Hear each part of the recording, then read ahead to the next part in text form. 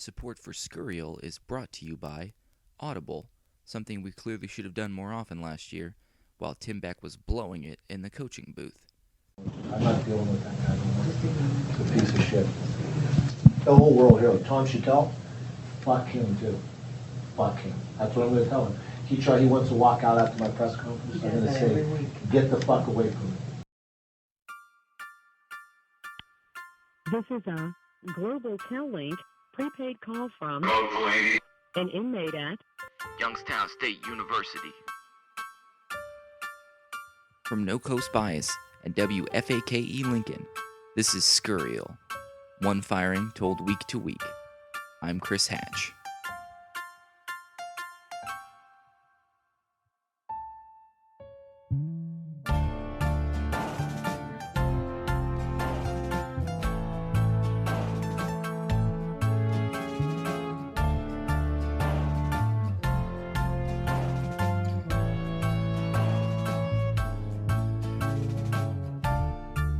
Previously on Skerial.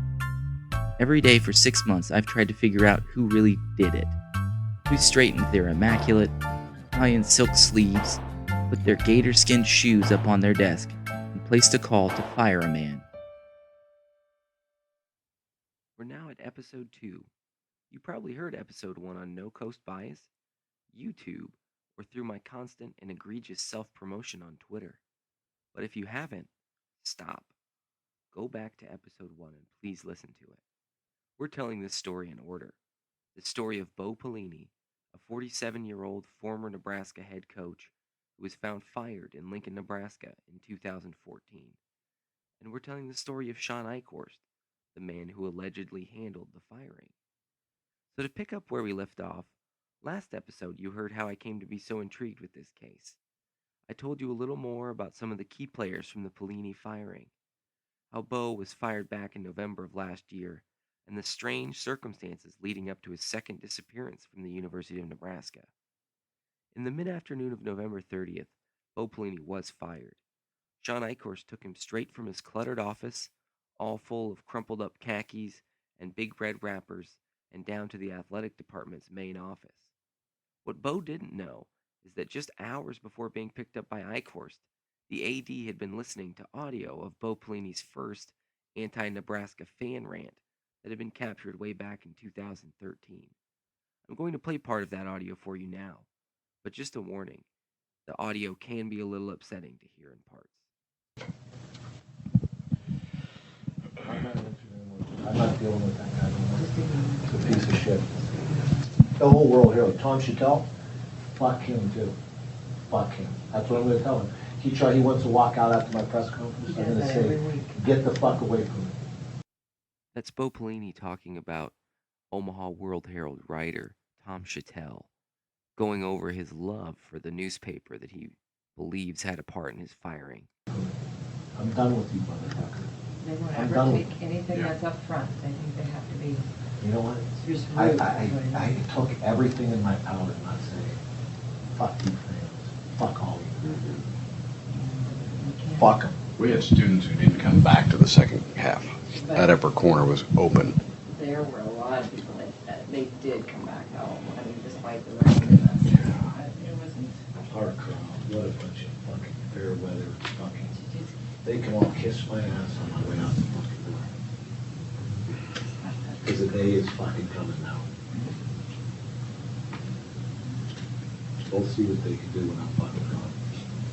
I'm just so fucking pissed off. It quickly becomes clear in this interview that Bo is pretty upset with the Nebraska Husker fans.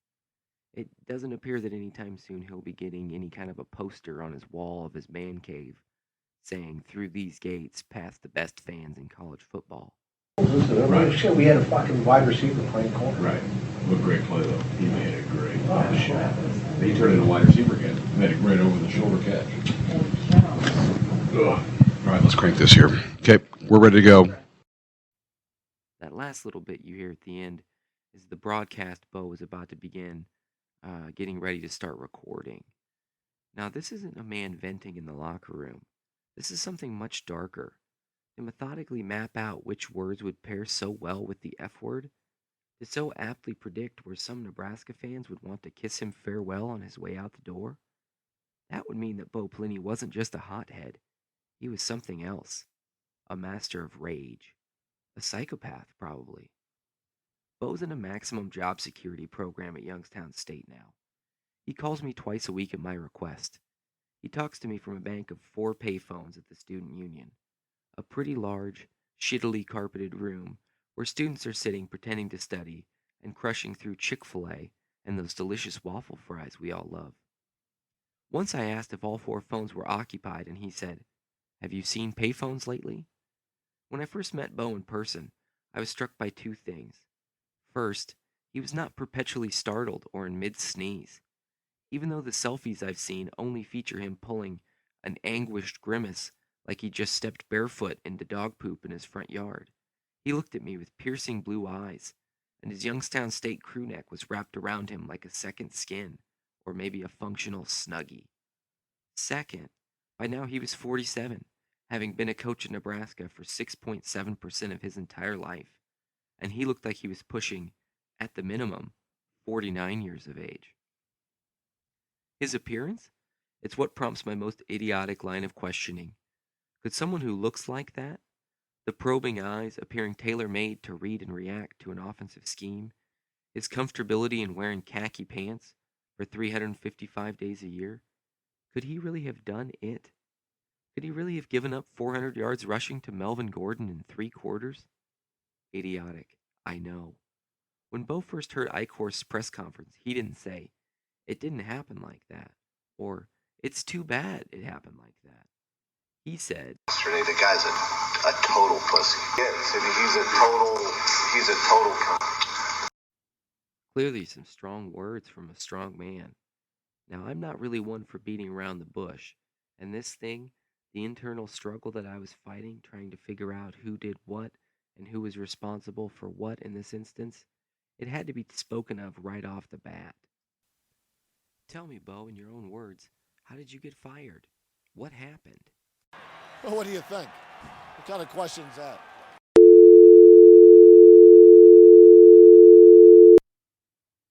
As you can see, our first conversation didn't go so well. It was a tough nut to crack getting through to Bo Pelini. However, I didn't give up. I spoke with him later and gathered more details about the day he was fired when he was in a little better mood. The details of that day for Bo aren't particularly clear. This is where things get kind of mushy, hazier than Carl Pelini's man cave. It wasn't until I started looking into Bo's firing that I realized something. Accounting for your day, on an hourly level, it's really tough to do.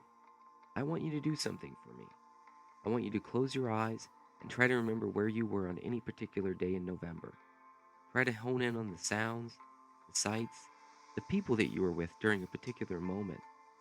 Now, how sure are you of your recollection? Are you positive? Would you testify to remembering something from that moment in a court of law and under oath? You see, Bo isn't exactly sure what happened that day. He remembers meeting with Eichhorst, sure, but other than that, he can't say for certain how the day of his firing played out. He does remember going for a run in his workout crew neck across campus. He recalls stopping briefly at the library to look into checking out a book he believes was called How to Stop the Jet Sweep. But from there, his memories of what happened are all prefaced with, "I think I would have been doing this," or "Probably then I did that." He knows that on that day he would have been picked up by Carl after practice. They would have driven around Lincoln, and Carl would have smoked some weed. Bo knows. He knows better than anyone how difficult it is for people to understand that he doesn't have a clear recollection of that day. Bo's firing was big news in Lincoln for a long time. It didn't take too long for many people to draw up battle lines and decide for themselves what they thought had happened on the day he got fired. In the letter from my anonymous writer, you remember, the guy who doesn't like any hogwash playing in the stadium? That letter informed me of a brief meeting on the day of Bo's firing that might need to be looked into. You see, Bo wasn't the only one who had stopped by Eichhorst's office on that day that he was fired. It turns out another coach was either in the office or near the same office at around the same time and could potentially speak to what happened. The details were sparse, and I wasn't sure exactly what or if this would prove to be anything in particular. But I knew I needed to talk to this coach. He would be one of the only people that could help me sort out exactly what happened on those 21 minutes in November when Bo Pelini was fired. I needed to talk to this Tim guy and see exactly what he had to say and exactly what he could remember. Next time on Skerial.